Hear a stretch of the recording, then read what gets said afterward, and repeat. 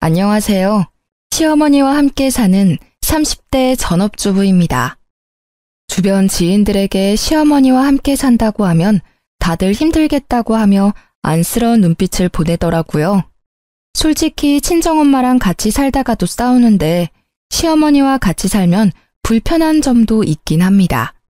무엇보다 삼시세끼 밥을 다 챙겨드리기가 쉽지는 않아요. 그래도 함께하는 게 싫지는 않네요. 사실 처음부터 시어머니와 저 사이가 좋았던 건 아닙니다. 결혼 후 처음으로 시댁 가던 날 시어머니는 아주 못마땅한 표정을 지으셨어요. 나는 네가 승무원이라 집에 자주 없어서 우리 아들이 걱정된다. 너가 해외에 있더라도 우리 아들 잘 챙겨. 엄마, 내가 무슨 한두 살 먹은 어린애야? 희연이가 날 낳은 것도 아닌데 얘가 날 왜 챙겨? 난 내가 알아서 잘하니까 괜히 희연이한테 그런 소리 하지 마. 변호사라는 직업이 얼마나 힘든 일이야. 재판하고 하는 게 얼마나 정신적인 스트레스인데. 그래서 일 안 하고 집에서 너만 내조할 며느리를 구하고 싶었는데, 에휴. 요새 같은 세상에 그런 이야기하면 밖에서 욕먹어요. 그리고 나 못지않게 스튜어디스도 스트레스 많이 받아요. 요새 비행기에 진상 부리는 손님이 얼마나 많다고. 그리고 불편한 유니폼 입고 몇 시간씩 비행기에서 서서 일하는 게 얼마나 어렵다고. 나는 그나마 앉아서라도 일하지. 솔직히 그렇게 따지면 나보다 희연이가 더 힘들다고. 유니폼 이야기 나와서 말인데 나는 솔직히 너가 다리 훤히 내놓고 몸에 다 드러낸 옷 입고 일하는 게 싫다. 꼴사납게 그게 뭐니? 어머니 눈에는 변호사인 승준 씨보다 스튜어디스인 제가 못나 보일 수 있지만요. 저는 제 일에 자부심을 느끼고 아주 즐겁게 일하고 있어요. 그리고 유니폼이 치마라서 어쩔 수 없이 다리를 보여야 하는 건 사실이지만 남들 눈이 찌푸려질 정도로 짧거나 보기 흉한 건 아니잖아요. 그렇게 따지면 여학생들 교복도 치마가 아닌 바지로 바꿔야죠. 안 그래요? 너 아주 당돌하구나. 어디서 시어미한테 말대답이야? 엄마가 먼저 희연이한테 유니폼이 꼴사납다고 했잖아. 왜 갑자기 희연이 직업 가지고 트집을 잡냐고요? 결혼식까지 다 올리고 혼인신고까지 다 이 마당에. 못난 놈, 여자 치마폭에 쌓여서 아주 정신을 못 차리는구나. 내가 너를 그렇게 키웠어? 아주 희연이 전연이 내 아들 제대로 훈련왔어. 이승준, 너가 이러면 이럴수록 나는 희연이를 더 괴롭게 할 거다. 다시는 내 앞에서 희연이 편들지 마. 시어머니는 남편에게 화를 버럭 내고는 방에 들어갔습니다. 시어머니 뒷모습을 보니 앞으로 결혼 생활이 심히 걱정되었어요. 역시나 시어머니는 틈만 나면 제게 시어머니 노릇을 하려고 시도했습니다. 어쩌다 한 번씩 시댁에 가면 주방 일은 당연하다는 듯이 다 제 몫이었고 남편 잘 챙기라는 잔소리를 들어야만 했어요. 그나마 다행인 건 스튜어디스 업무 특성상 명절이라고 쉬는 게 아니었고 스케줄도 일정하지가 않아서 시어머니를 자주 보지 못했습니다. 그래서 힘들고 기분 상해도 그냥 참고 있었어요. 자주 보는 사이도 아닌데 굳이 싸울 필요는 없잖아요. 무엇보다 남편이 중간 역할을 잘해줘서 제가 굳이 시어머니와 다툴 일이 없었답니다. 그러던 어느 날이었어요. 막 비행을 마치고 사무실에서 쉬는데 시어머니한테 전화가 왔습니다. 너는 며느리란 게 얼굴 보기도 힘드냐? 남들은 며느리랑 손잡고 쇼핑도 가고 영화도 보러 가고 맛있는 음식 먹으러 간다던데 나는 이게 뭐냐? 항상 절 볼 때마다 벌레 보는 듯한 표정을 지으시던 시어머니가 며느리와 시간을 못 보낸다고 신세한탄을 하는데 조금 어이가 없었습니다. 속으로는 영화 보러 같이 가자고 해도 싫어하실 거 아니냐고 말하고 싶었지만 비행이 막 끝나 피곤해서 굳이 통화를 길게 하고 싶지는 않았어요. 어머니, 다음에 저 쉬는 날에 같이 영화도 보러 가고 해요. 그런데 무슨 일로 전화하셨어요? 시어미가 며느리한테 전화도 못하냐? 영화는 바라지도 않는다. 네가 좀 바쁜 몸이니? 나는 네가 바쁜 거 다 이해할 테니 다만 이제부터는 매일 안부 전화해. 그래도 가족인데 생사는 확인해야 하지 않겠어? 매일 안부 전화요? 그래. 매일 보겠다는 것도 아니고 핸드폰으로 전화 한 통 하자는데 싫냐? 싫은 건 아니지만 스케줄이 낮에만 있는 게 아니고 밤에도 있어서 힘들 것 같은데요. 게다가 해외에 나가 있으면 시차 차이 때문에 저는 낮이지만 어머니는 밤일 수도 있고요. 상관없어. 그래도 매일 전화해. 하루도 빠짐없이. 참, 승준이한테는 말하지 말고. 왜요? 그래도 남편도 알아야. 승준이 재판으로 정신없는 아이다. 하찮은 집안일 따위 신경 쓸 아이 아니라고. 절대 이야기하지 마. 괜히 떠벌려서 승준이가 신경 쓰이게 한다던가 하루라도 안부 전화 빠지면 혼날 줄 알아. 다음날 시어머니가 시킨 대로 아침에 출근하며 안부 전화를 했습니다. 그래, 말 들으니까 보기 좋구나. 아침에 출근하면서 우리 아들 밥은 먹였니? 승준 씨 아침에 밥 먹으면 소화가 안 된다고 해서 미숫가루에 토스트 정도만 해서 먹어요. 그래서 오늘도 미숫가루 먹고 출근했어요. 무슨 소리야? 우리 승준이 나랑 있을 땐 아침밥 다 챙겨 먹고 갔는데. 미숫가루에 빵 쪼가리 먹고 어떻게 하루를 버티니?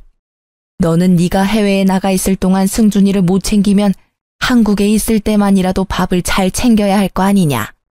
우리 승준이 어디 아프기라도 하면 어쩌려고? 승준 씨가 어머니와 같이 살았을 때 하도 먹고 가라고 해서 어쩔 수 없이 먹긴 했는데 온종일 속이 더부룩해서 고생했다고 하더라고요. 그래서 저랑 결혼 후에는 미숫가루에 간단한 빵 먹고 출근해요. 내가 이래서 너한테 매일 안부 전화를 하라는 거야. 승준이 머리 쓰는 일이라 스트레스도 많을 텐데 그리 부실하게 먹어서 걱정되는구나. 어제 저녁 때는 승준이 뭐 먹였어? 승준 씨가 어제 늦게 끝나고 와서 간단히 치킨 시켜 먹었는데요. 치킨을 시켜 먹어? 가게에서 어떤 기름에다가 튀긴지도 모르는 그런 음식을 먹였단 말이야? 그깟 치킨 그냥 닭 한 마리 사다가 기름에 튀기면 되는 거를 왜 굳이 사다 먹여? 그래서 우리 승준이 힘이 나겠니? 안 되겠다. 오늘 내가 사골 끓여서 집에 가마. 내일 아침부터 승준이 사골국에다가 말아서 밥 잘 먹여라. 알겠니? 그날 밤 시어머니는 정말로 사골국을 한솥 끓여서 왔지만 남편은 좋아하지도 않는 사골국을 왜 끓여왔냐고 하더라고요. 당연히 남편은 다음날 사골국을 먹지 않았습니다. 그 뒤로도 매일 안부 전화를 했고 그때마다 시어머니는 아들 걱정뿐이었어요. 며칠 뒤 그날은 런던 비행 스케줄이 잡힌 날이었고 시차 때문에 전화 못할 수도 있어서 시어머니한테 미리 말했습니다. 시차는 무슨 상관없다. 오늘 다른 나라 도착하자마자 꼭 전화해라. 솔직히 네가 거기서 다른 남자를 만나 불륜을 저지를 수도 있잖아. 나는 널 못 믿으니 목소리라도 들어야겠다. 시어머니의 말도 안 되는 억지에 기분이 확 상했습니다. 그렇게까지 절 못 믿겠다고 하시니 한국 시각이 몇 시가 되든 간에 도착하자마자 전화해야겠다는 생각이 들었어요. 한국에서 런던까지 12시간가량 비행을 마치고 한숨 돌리니 런던 현지 시각이 오후 7시였고 곧바로 안부 전화했더니 받지 않았습니다. 그때 한국 시각은 새벽 3시, 깊은 잠을 잘 시간이었거든요. 그냥 끊으려다가 시어머니의 막말이 떠올라 다시 전화를 걸었습니다. 이번에는 잠에 취한 목소리로 전화를 받더라고요. 지금 몇 시인데 전화질이야? 어머, 한국은 새벽인가 봐요. 여기 런던은 오후 7시거든요. 어머니, 저 지금 도착했다고 전화 건 거예요. 이제 숙소에서 짐 풀고 자려고요. 한 번 안 받으면 자는가 보다 하고 말아야지. 왜 2번이나 해서 사람 잠을 깨워? 겨우 잠들었는데. 제가 다른 남자 만나 불륜 저지르면 어떡하냐고 하셨잖아요. 걱정이 너무 크셔서 전화했어요. 제 걱정 때문에 잠도 제대로 못 주무시나 봐요. 숙소에는 여자 스튜어디스만 있으니까 제가 불륜을 저지른다는 걱정하지 마세요. 아유, 내가 말을 말아야지. 시어머니는 전화를 끊었고 그 뒤로 다시는 전화하라는 말은 하지 않았습니다. 어느덧 결혼한 지 2년이 되었고 그 무렵 대유행 바이러스가 전 세계로 퍼졌어요. 해외여행이 중단되면서 스튜어디스 대부분이 해고당했고 저 역시 마찬가지였습니다. 게다가 신혼집 전세가 만기가 되었고 집주인이 들어와 산다고 해서 집을 새로 구해야만 했어요. 그런데 집값이 너무 비싸고 저까지 해고당해서 경제적으로도 힘들었습니다. 다시 새로운 일을 구하려 했지만 경기도 어렵고 코로나라는 상황 때문에 사람을 새로 뽑는 곳이 거의 없었어요. 이렇게 막막한 날들을 보내던 중 남편이 진지하게 할 말이 있다고 하며 다가왔습니다. 요새 엄마가 많이 우울해하셔. 혼자 계셔서 더 걱정도 되고. 그래서 말인데 우리 전세도 끝났고 집값이 너무 비싸서 구하기도 힘든 상황이니 엄마랑 같이 사는 건 어때? 사실 시어머니는 아들 부심이 아주 대단했습니다. 시아버지는 남편 어릴 때 돌아가셨고 시어머니 혼자 남편을 키워서 변호사를 만든 거였거든요. 다행히 시어머니 집안이 원래 잘 살아서 혼자 키워도 경제적인 어려움은 없었다고 들었습니다. 반면 저는 부모님이 두 분 다 돌아가셨어요. 제가 중학교 때 엄마가 병으로 돌아가시고 아빠는 저와 남편이 연애할 때 돌아가셨습니다. 그래도 아빠가 회사 생활을 열심히 하셔서 경제적으로 부족하지는 않았어요. 이렇게 부모님이 두 분 다 계시지 않고 제가 남편처럼 사짜 가진 직업을 가지지 못해서 시어머니는 계속 절 탐탁지 않게 생각했거든요. 이런 상황에서 남편이 같이 살자고 하니 고민이 돼서 쉽게 말을 하지 못하고 있었습니다. 물론 당신이 힘들기는 하겠지만 내가 중간 역할 잘할게. 그동안 시어머니가 구박할 때마다 남편이 먼저 화를 내고 아닌 건 아니라고 딱 잘라주었습니다. 그래도 어쩌다 한번 보는 것과 같이 사는 것은 많이 다르잖아요. 고민이 되더라고요. 진지하게 생각해 볼게.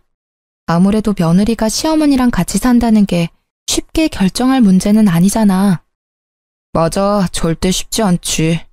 그런데 금전적으로나 여러 가지 상황으로나 이게 아무래도 가장 좋은 길인 것 같아서 나는 당신 의견을 전적으로 따를 테니까 잘 고민하고 알려줘. 그 뒤로 합가 문제로 몇 날 며칠 고민했고 결국 합가를 결심했습니다. 당장 돈이 없기도 하고 무엇보다 시어머니가 매일같이 남편에게 전화해서는 우울하다며 울더라고요. 제가 부조리한 상황에서 참고만 사는 성격도 아니고 남편도 중간 역할 잘하겠다고 하니 남편 믿고 시댁에 들어가게 되었죠. 그렇게 처음으로 시댁에 들어간 날 시어머니는 같이 살게 돼서 좋다며 음식을 많이 준비해놨더라고요. 그런데 밥과 국을 시어머니 본인과 남편 것 이렇게 딱 2인분만 준비한 거 있죠? 어머니, 왜 제 밥과 국은 없어요? 나이 들어봐라. 맨날 하던 밥도 제대로 못하겠다. 그리고 내가 너 밥이랑 국도 차려줘야 하니? 밥통도 비워졌고 저기 쌀도 있으니까 네가 알아서 해먹어라. 어차피 밥, 국 하는 김에 조금 더 하면 되지. 그리고 내 밥은 차려주면서 며느리 밥은 왜 못 차려줘? 며느리 옆에 있다고 구박하거나 뭐라고 하지 마. 남편은 자리에서 일어나 밥그릇과 국그릇을 가져와 자신의 밥과 국을 덜어주었습니다. 그래서 저도 같이 먹기 시작하는데 시어머니가 고기와 같은 반찬을 다 남편 쪽으로 밀어넣더라고요. 보니까 제 앞에는 김치뿐이었고 남편 앞에는 고기에 제철 나물에 생선 반찬이 있었습니다. 엄마, 나도 팔 다 닿아. 식탁 모서리에 있어도 내가 팔 뻗어서 먹을 수 있다고. 도대체 왜 그래? 며느리 왔으니까 무슨 시어머니 노릇이라도 하겠다는 거야? 왜 희연이는 먹기 힘들게 모든 반찬을 다 내 앞에다가 놓냐고. 이게 아들을 생각하는 엄마 마음이다. 니는 아직 네 자식 안 낳아봐서 몰라. 내 자식 고기 한 점, 생선 한 점이라도 먹이고 싶은 내 마음이라고. 넌 알지도 못하면서. 엄마가 이러면 너무 부끄러워. 그러니까 이러지 마. 만약에 계속 이러면 나 희연이 데리고 월세방이라도 들어가서 살 거야. 알겠어요? 알았다, 알겠어. 아유, 너 무서워서 괴롭히겠냐? 아들 키운 거 소용없다니까. 하지만 말과는 다르게 시어머니 눈은 저를 매섭게 흘겨보고 있었습니다. 다음 날 아직 날이 밝지도 않은 새벽 5시부터 시어머니가 저만 깨워서는 조용히 나오라고 성화였어요. 아직 해도 안 떴는데 왜 벌써 깨우세요? 벌써? 너는 생각이 있는 거냐 없는 거냐? 승준이 출근해야 하니 얼른 아침밥 준비해야 할 거 아니냐? 어제 내가 식재료 다 써버려서 냉장고 텅텅 비었으니 얼른 새벽 시장 가서 장 봐. 얼른 나가라고 독촉해서 어쩔 수 없이 새벽 시장에 갈 채비를 위해 방으로 향했습니다. 어디 가는 거냐? 새벽 시장 가라니까. 왜 도로 방에 들어가? 이 새벽에 잠옷 입고 머리 이러고 시장 가면 사람들이 저 제정신 아닌 사람으로 봐요. 옷은 갈아입고 나가야죠. 지갑도 챙기고요. 방에 들어가니 잠기가 밝은 남편이 이미 일어나서는 신경이 곤두서 있었습니다. 아직 해도 안 떴는데 무슨 일이야? 어머니가 당신 아침 먹여야 한다고 밥상 준비하라고 그러시네. 그래서 지금 새벽 시장에 장 보러 가. 남편은 제 말이 떨어지기가 무섭게 방문을 열었습니다. 문 앞에서는 시어머니가 팔짱을 끼고 제가 나오기만을 기다리고 있었어요. 그런데 기다리던 제가 아닌 남편이 나오자 당황해 하더라고요. 아, 아들 일어났어? 좀 더 자지 않고. 계속 들락날락 하는데 내가 어떻게 자. 그리고 내가 언제부터 아침 챙겨 먹었다고. 엄마가 아침밥 차려줘도 나 안 먹었잖아. 기억 안 나? 나 희연이한테 아침 차려주라는 말 안 했어. 희연이가 아침에 너 밥 차린다고 혼자 일어나 있길래 나도 도와주러 나온 거야. 무슨 말도 안 되는 소리야. 희연이 결혼하고 한 번도 내 아침 차려준 적 없어. 내가 나 아침 안 먹는다고 말해서 아침에는 아예 밥 준비도 안 했다고. 그런데 무슨 갑자기 새벽 5시부터 일어나서 아침을 준비해? 보나마나 엄마가 시킨 거겠지. 희연아, 신경 쓰지 말고 얼른 들어가서 더 자. 남편은 제 손을 붙잡고 방으로 들어갔고 시어머니는 그 뒤에서 아무 말도 못하고 계속 흘겨보았습니다. 그 매서운 눈빛을 보니 앞으로 시집살이가 녹록지 않겠다는 생각이 들었어요. 그리고 속으로 다짐했죠. 당하고만 살지 않으려면 정신 똑바로 차려야겠다고요. 그날 오전 남편이 출근하자마자 시어머니가 저를 불렀습니다. 그러더니 냉장고의 모든 음식을 다 꺼내더라고요. 분명 새벽에는 냉장고에 식재료가 없다고는 했지만 냉장고는 각종 음식으로 가득 채워져 있었습니다. 어느 정도냐면 전쟁 나서 못 사 먹어도 이 냉장고만 있으면 한 달은 넉넉히 먹고 살겠더라고요. 사실 남편이 그동안 그렇게 버리라고 했지만 시어머니는 언젠간 다 쓸모 있다며 절대 버리지 않았습니다. 이제야 다 꺼냈네. 나는 친구들 만나러 다녀올 테니 너는 냉장고 청소도 하고 이 음식들 다 보기 좋게 정리해라. 음식들 있을 때는 몰랐는데 보니까 냉장고 구석구석 음식 국물 같은 게 많이 묻었더라. 하나도 남김없이 깨끗하게 닦아놔. 알겠니? 이 말을 남기고 시어머니는 나갔습니다. 냉장고를 열어보니 김치 국물은 기본이고 각종 음식물 찌꺼기에 벌레 사체까지 있더라고요. 그동안 이런 냉장고에서 나온 음식으로 요리를 했다고 생각하니 속이 울렁거릴 지경이었습니다. 고무장갑을 끼고 1시간가량을 수세미로 문지르고 행주로 닦아가며 청소했네요. 그리고 다시 식재료들을 넣으려는데 식재료들이 하나같이 먹을 수 없는 음식들이었습니다. 언제 산지도 모르는 돌덩이 같은 김밥, 뚜껑만 열어도 신냄새가 코를 찌르는 김치, 색이 이미 이상하게 변한 나물까지 뭐 하나 제대로 쓸만한 게 없어 보였어요. 어차피 먹을 수도 없으니 음식물 쓰레기로 버려버렸습니다. 그렇게 정리를 마치고 간단히 라면으로 아침 겸 점심을 먹었어요. 그날 오후 시어머니가 식재료를 한가득 들고 왔습니다. 내가 시킨 일은 다 했어? 냉장고 검사 좀 하자. 냉장고 문을 연 시어머니는 화를 내기 시작했습니다. 냉장고가 왜 텅텅 비었어? 다 버린 거야? 너 내가 일 시켰다고 반항해? 반항이 아니라 아무리 봐도 제가 보기엔 먹을 수 없어 보이던데요.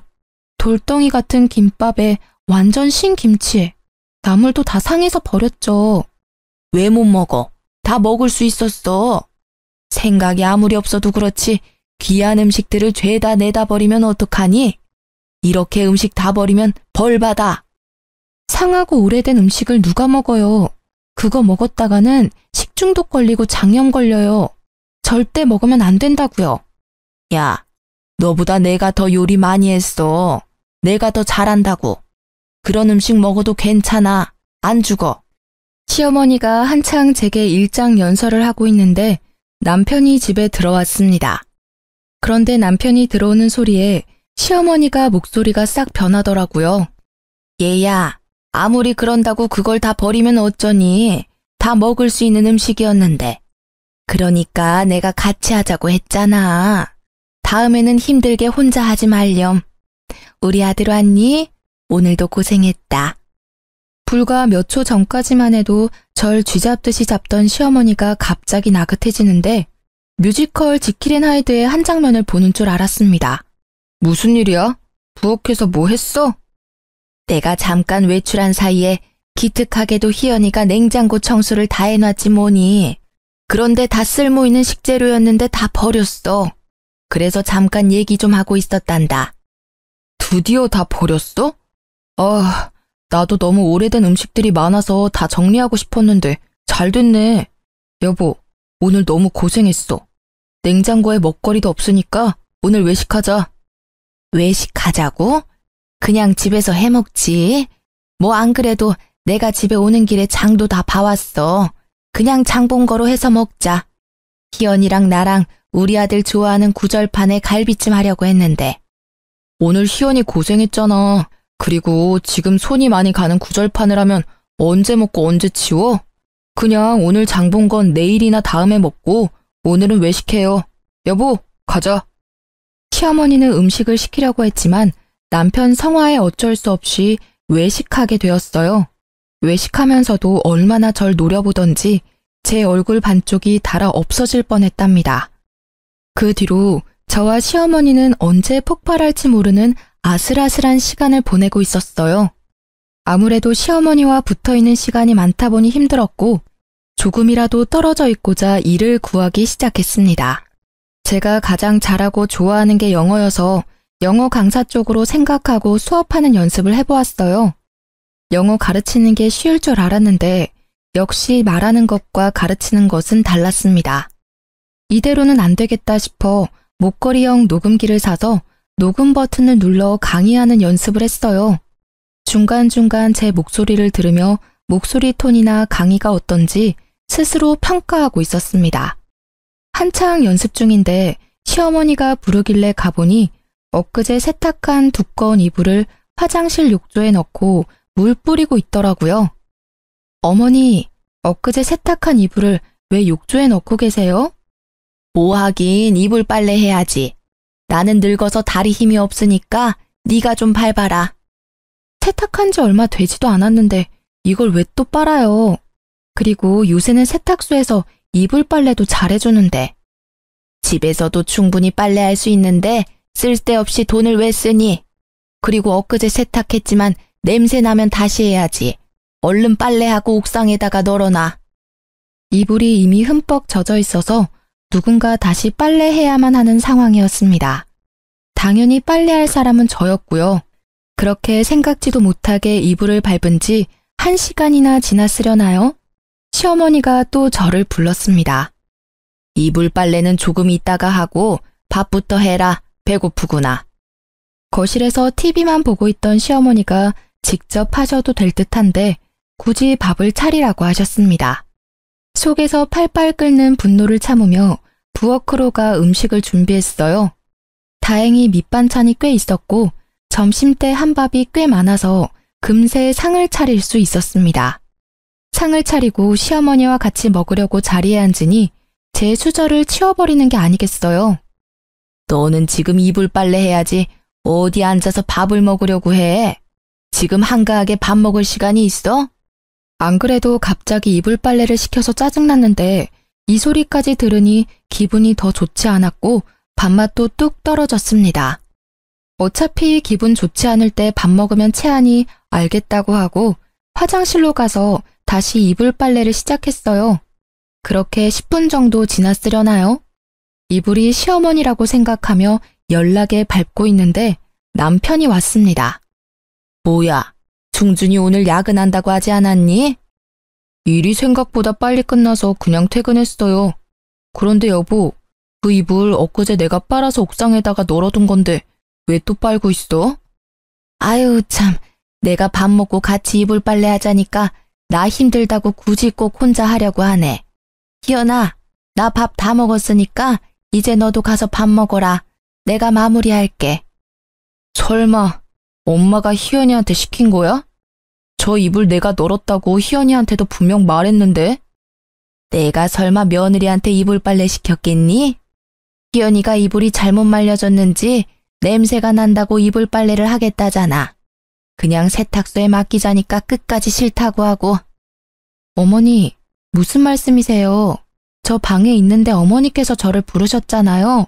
이불 빨래 하라고요. 예, 내가 언제 그랬다 그래? 왜 생사람을 잡니? 시어머니는 남편 앞에서 딱 잡아떼며 아니라고 했습니다. 순간 제 목에 걸린 녹음기가 생각났어요. 사실 아까 강의 연습한다고 녹음 버튼을 누르고 아직 꺼두지 않았거든요. 그래서 녹음기를 켜서 남편과 시어머니한테 들려주었습니다. 녹음기에는 아주 명확하게 시어머니가 이불 빨래를 시킨 대화가 다 녹음되어 있었고, 다 들은 남편이 시어머니한테 화를 냈어요. 엄마가 희연이한테 이불 빨래 시켰네. 더러워진 이불도 아니고 엊그제 빨래한 이불을 왜 또 빨라고 그래요? 남편 말에 시어머니는 아무 말도 하지 못했습니다. 빼도 박도 못할 명확한 증거가 있으니 오리발도 못 내밀더라고요. 엄마, 기분 나쁘게 생각하지 말고 들어요. 내가 정말 엄마가 걱정돼서 그래. 요새 엄마가 화도 많아진 것 같고 자주 깜빡깜빡 하는 것 같아. 내 친구 부모님이 엄마처럼 화도 많이 내고 말이 자주 바뀌는 증세를 보이다가 뭔가 이상해서 병원 검진 받으니까 치매였대. 나 지금 엄마가 치매가 아닐까 너무 걱정돼. 한번 검사 받아보자. 치매는 무슨, 아니야, 나 괜찮아. 아주 건강하다고. 남편은 진지하게 시어머니의 치매를 의심하고 시어머니는 아니라고 했습니다. 당연히 아니겠죠. 그저 저를 괴롭히고 싶은 거니까요. 며칠 뒤 그날은 시어머니 생신을 앞둔 평일이었습니다.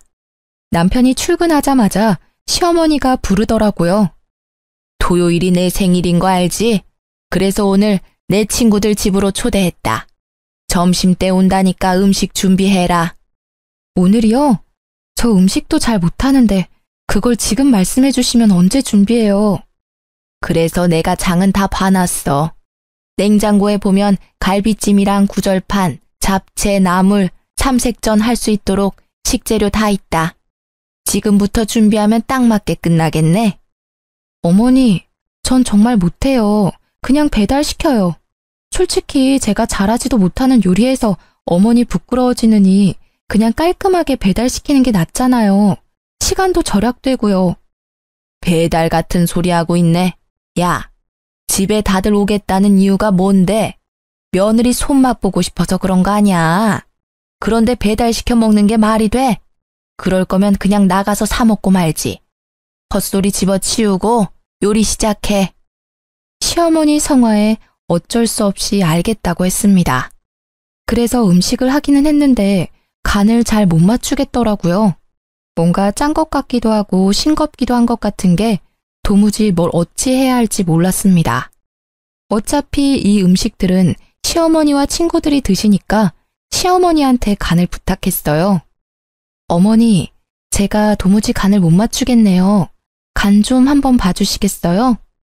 너는 전업주부라는 애가 기본적인 간도 못 보면 쓰냐? 갈비찜에는 간장 좀 더 넣고 나물에는 소금 좀 더 넣어라. 그리고 국은 또 왜 이리 짜? 물 좀 더 넣어. 잠시 후 시어머니 친구들이 집에 왔고 긴장되는 마음으로 상을 차렸습니다. 걱정이 되긴 했지만 시어머니가 간을 봤으니 괜찮으리라 생각했어요. 그런데 한 입씩 맛보던 시어머니 친구들이 오묘한 표정을 지었습니다. 갈비찜은 좀 짜네. 국은 또 싱겁고. 음식이 왜 이러지? 그래? 맛이 좀 이상하긴 하네. 얘, 너 도대체 간을 어떻게 한 거야? 전업주부가 이깟 간 하나 맛깔나게 못 맞추면 뭐하러 사니? 똑바로 못해? 시어머니는 친구들 말에 민망했는지 괜히 큰 소리를 내셨고 아침부터 열심히 일했지만 오히려 욕만 얻어먹은 저는 화가 났습니다. 이거 다 어머니가 직접 간 보신 거잖아요. 저는 어머니가 하라는 대로 했는데요. 뭐야? 네가 잘못해놓고 왜 나한테 뒤집어 씌워? 뒤집어 씌우는 게 아니라 맞는 말을 한 것뿐이에요. 저는 애초에 음식 잘 못한다고 했고 그래서 어머니가 직접 간을 보신 거잖아요. 이 년이 지금 어른들 앞에서 두 눈 똑바로 뜨고 대들어? 시어머니는 화를 이기지 못하고 식탁에 있던 구절판과 갈비찜을 그대로 저한테 부어버렸습니다. 다행히 갈비찜이 뜨겁지는 않았지만 갈비찜 소스가 눈에 들어가서 눈이 따가웠어요. 그래서 눈도 제대로 못 뜨고 걷다가 실수로 국을 시어머니 친구의 옷에 쏟아버렸습니다. 야, 너 정신 안 차려? 어떻게 내 친구 옷에 국을 쏟아? 어머니가 갈비찜을 제 얼굴에 부어서 그러는 거잖아요. 그러게 왜 갈비찜을 붓고 난리세요? 희자야, 이러다가 며느리 잡겠다. 난 괜찮으니까 신경 쓰지 말고 그만해. 아니야, 이런 버릇없는 년은 아주 혼쭐을 내야 해. 그만하라고. 이러면 내가 미안해지잖아. 며느리야, 난 괜찮으니 신경 쓰지 말고 일단 너 얼굴 먼저 닦아라.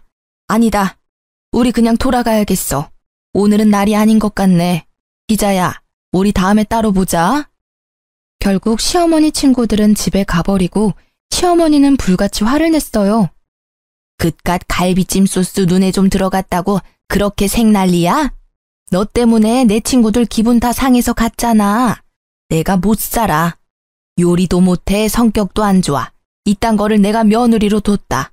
아이고, 내 팔자야. 얼른 이거나 다 치워.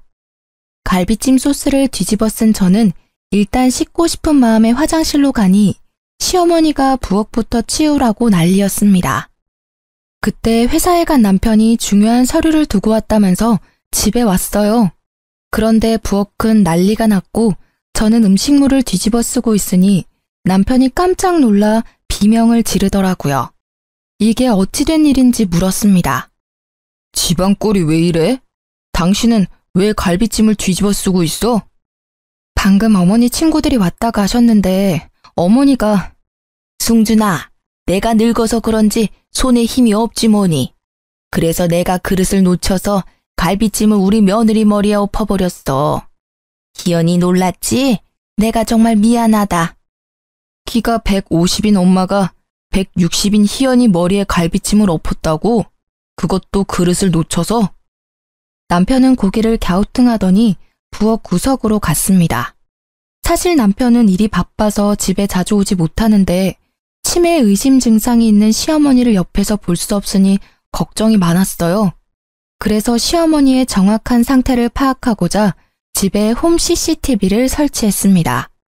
남편이 미리 저에게 말해줘서 알고는 있었으나 시어머니한테는 절대 말하지 말라고 신신당부해서 저도 모른 척하고 있었죠.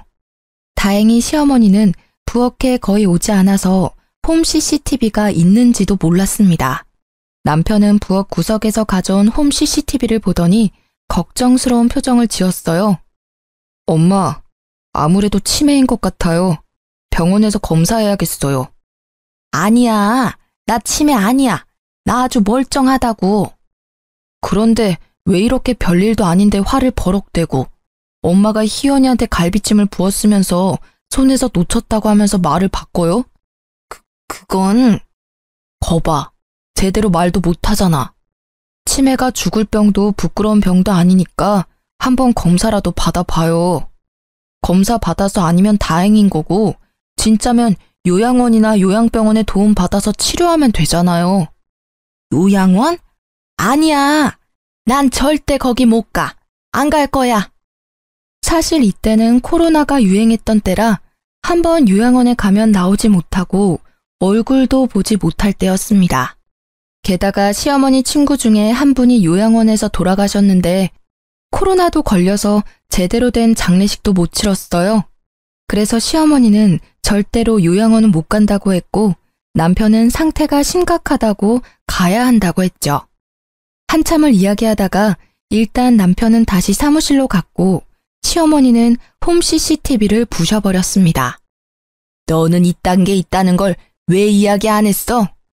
아니에요. 저도 이게 있는지 몰랐어요. 승준 씨가 혼자 생각해서 한 일인걸요. 물론 알았지만 남편이 시켰던 대로 몰랐다고 딱 잡아댔습니다. 며칠 뒤 토요일, 그날은 시어머니 생신이었고 선물로 고급스러운 스카프를 준비했어요.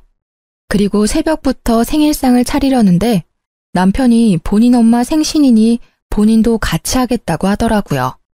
사실 요리하는 걸 좋아하는 남편인지라 저는 밑재료만 준비하고 실질적으로 미역국을 끓이고 간을 맞춘 건 남편이었습니다. 우리는 오붓하게 같이 요리하며 생일상을 차리고선 시어머니를 깨웠어요. 시어머니는 상에 차려진 미역국을 한술 뜨더니 숟가락을 딱 내려놓았습니다. 희연아, 국 간이 이게 뭐니? 이게 미역국이니? 그냥 미역이랑 물 섞어 놓은 거지. 아직도 간을 이렇게 못 맞추니? 엄마, 국 이상해? 이거 내가 한 건데. 네가? 네가 왜 내 미역국을 끓여? 엄마 생일이니까 아들인 내가 끓였지. 원래 매년 엄마 생일 때마다 내가 미역국 끓였잖아. 기억 안 나요? 그때야 희연이 제가 해외 나가 있을 때고. 지금은 며느리가 집에 있는데 네가 왜 내 미역국을 끓여? 당연히 며느리가 끓여야지. 김희연, 너 설마 내 미역국 끓이기 귀찮아서 우리 아들 시켰어? 아니에요, 어머니. 저는 혼자 준비하려고 했는데 승준 씨가 굳이 같이 하겠다고 해서요. 그리고 아시겠지만 저는 간을 잘 못 맞추잖아요. 저보다는 남편이 간을 잘 맞추니까 미역국도 끓인 거죠. 맛이 없으세요? 전 맛있는데. 그게 아니라 밖에서 일하느라 몸도 마음도 힘든 애가 집에서도 주방일 하는 건 아니지 않니? 승준이가 미역국을 끓인다고 해도 너가 생각이라는 게 있으면 당연히 말려야 하는 거 아니냐고.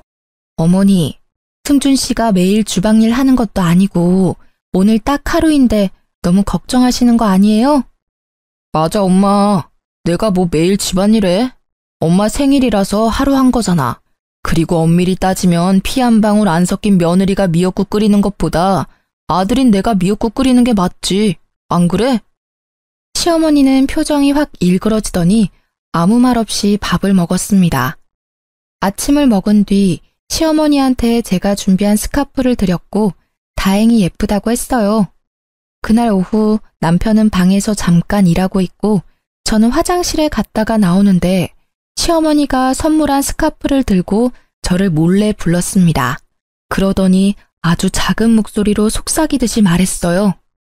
스카프가 이게 뭐니? 너는 이 스카프가 예쁘다고 생각해? 네가 한번 이 스카프 둘러봐라. 보는 눈이 촌스러워서는. 시어머니는 제 목에 스카프를 두르더니 거칠게 양끝을 당겼습니다. 힘이 세지는 않았지만 그래도 양끝을 당기니 목이 살짝 졸려서 캑캑댔어요. 그런데 그때 방에서 일하던 남편이 나왔습니다. 지금 이게 뭐 하는 짓이에요? 아니, 그게 아니라. 엄마 진짜 미친 거예요? 왜 목을 졸라요? 도대체 왜 그래요, 왜? 이래도 엄마가 멀쩡하다고요? 지금 엄마 하는 행동을 봐봐요. 대체 왜 아니라고 우기시는 거예요? 그게 아니라, 아들아, 내 말 좀 들어봐. 오해야. 그러나 남편은 이미 화가 나서 시어머니 말을 들으려 하지 않았어요. 화가 난 남편은 방에 들어가더니 외출 준비를 했습니다. 다들 외출 준비해.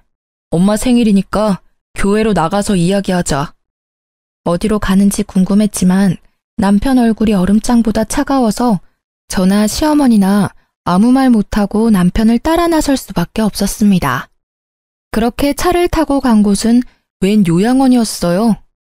요양원엔 왜 온 거니? 여기 내 친구 아버지가 운영하는 요양원이에요. 엄마가 말도 자주 바뀌고 난폭해지는 게 아무래도 치매 같아서 요양원 알아봤어요. 그럼 날 여기에 보내겠다는 거야? 어떻게 멀쩡한 어미를 버리니? 요새 요양원에 한번 들어가면 죽어서야 나온다던데 난 절대 못 간다. 엄마를 버리려는 게 아니라 의학적인 도움을 받으려는 거예요. 엄마 요새 너무 이상해. 말도 수시로 바뀌고 자주 거칠게 행동하잖아. 조금 전만 해도 엄마가 희연이 목도 조르고 이게 다 치매 초기 증상이래. 나중에 중증 치매로 발전하기 전에 여기서 도움 받자. 아니야, 아니라고.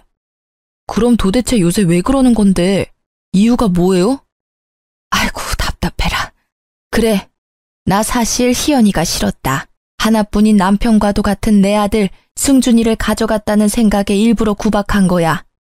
말 바뀌었던 거, 희연이에게 거칠게 대했던 거는 희연이가 싫어서 그랬던 거지 정신이 이상해서 그런 건 아니었어. 남편은 이 이야기를 듣고 깊은 한숨을 내쉬었습니다.